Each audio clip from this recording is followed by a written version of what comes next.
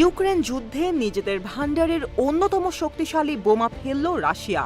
সম্প্রতি Donetsk people's রিপাবলিকে ইউক্রেনের একটি অস্ত্র গুদামে ফেলা হয় এই বোমা। বৃহস্পতিবার বোমা হামলার ভিডিওটি প্রকাশ করা হয় রুশ প্রতিরক্ষা মন্ত্রণালয়ের টেলিগ্রাম চ্যানেলে।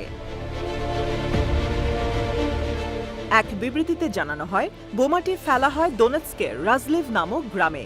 বসতিটি কুরাখোভো থেকে 23 কিলোমিটার পশ্চিমে অবস্থিত। মূলত গ্রামটিকে লজিস্টিক হাব হিসেবে ব্যবহার করে আসছিল কিয়েভের সেনারা।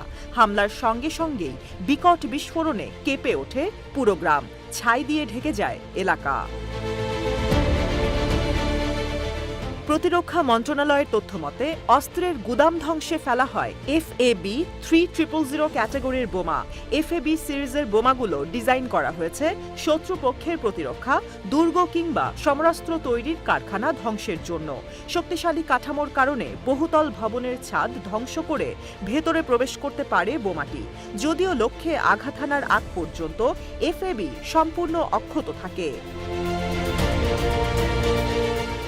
FAB সিরিজের মধ্যে 3000 বোমাটি অন্যতম শক্তিধর। 3 টন ওজনের বোমাটির মধ্যে বিস্ফোরকের পরিমাণ অর্ধেকের বেশি বা 1.7 টন। এই সিরিজে 3000 এর চেয়েও শক্তিশালী বোমার সংখ্যা খুবই কম। চলতি বছর রাশিয়ার সামরিক বাহিনী universal correction and guidance module ব্যবহারের মাধ্যমে বড় বোমা তৈরি শুরু করে। ডানায় উন্নত কিট স্থাপনের ফলে পুরনো বোমাগুলো পরিণত হয়েছে শক্তিশালী মারণাস্ত্রে। প্রাথমিকভাবে universal correction and guidance module ব্যবহার করা হতো FAB-250 কিংবা FAB-500 ক্যাটাগরির বোমায়। তবে গেল জুন মাস থেকে প্রথমবারের মতো FAB-3000 ক্যাটাগরির বোমায় ব্যবহার করা হয় বিশেষ এই প্রযুক্তি। ভিডিও প্রকাশের পাশাপাশি দোনেৎস্কের শহর উগলেদার জয়ের খবর জানিয়েছে রুশ প্রতিরক্ষা মন্ত্রণালয়। বহুতল ভবন বেষ্টিত কৌশলগত গুরুত্বপূর্ণ শহরটি অবস্থিত রাজলিভ থেকে 40 কিলোমিটার দক্ষিণ পূর্বে।